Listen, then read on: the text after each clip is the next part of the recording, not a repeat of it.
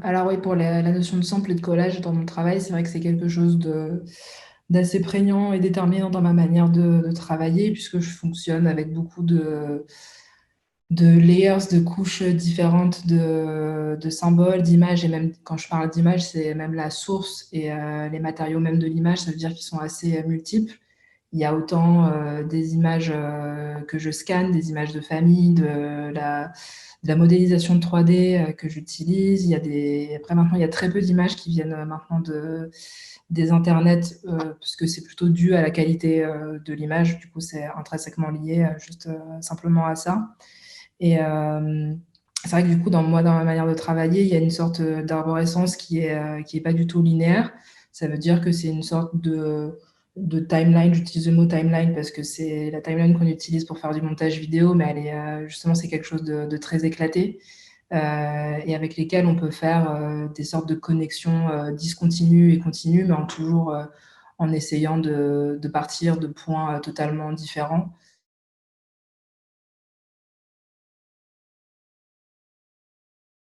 La performance, c'est quelque chose d'essentiel à mon travail, vu que l'écriture a un rôle dominant dans ma production. C'est vrai que du coup, toutes les productions partent d'écriture, qu'elles soient science-fictionnelles, poétiques ou politiques.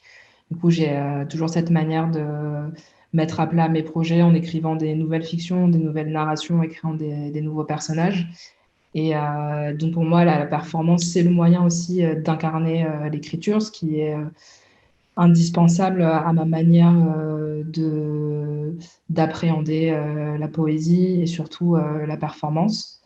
Et du coup, je disais que justement, dans cette question d'incarner l'écriture, il y a Sonny Laboutancy qui parle d'écrire en chair mot de passe dans son avertissement à la vie et demie, du coup, qui est un livre assez prégnant que je vous conseille de lire. Et, et donc, la performance, pour moi, c'est aussi le moyen de créer des espaces immersifs où le public vient à la rencontre de l'incarnation de ces textes entre poétiques et textes manifestes.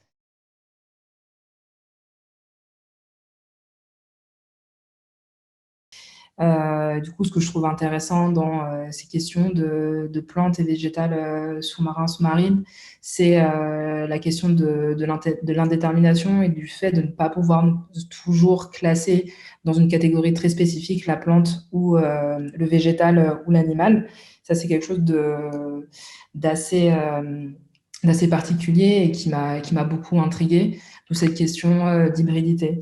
Et il y a aussi cette manière très collective de vivre sous l'eau, et du coup, par exemple, des récifs coralliens qui ont une vie totalement collective, aussi de certaines anémones, et d'un écosystème qui demande à ce que chacun trouve une place, particulière ou pas, mais quand il y a, par exemple, une partie de cet écosystème qui ne marche pas, une autre vient et prend le relais. Et donc, dans la question aussi de cet univers subaquatique, il y a beaucoup de personnages que j'ai mis en écho et avec lesquels je travaille, qui sont autant de l'ordre de la mythologie, de la musique, ou des personnages qui ont existé sur une certaine scène musicale.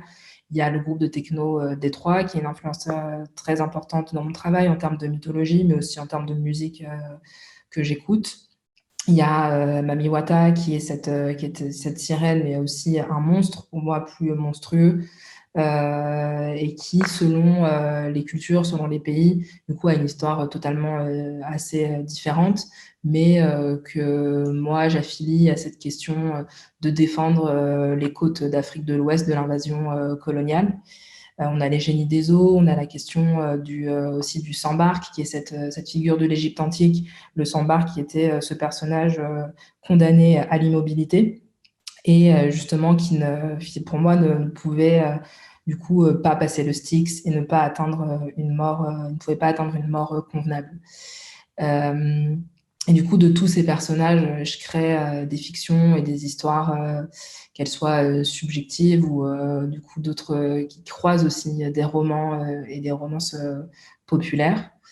Et c'est ça et là aussi, j'utilise des manières de sampler ou de coller les mots, les histoires et les mythologies. Donc voilà.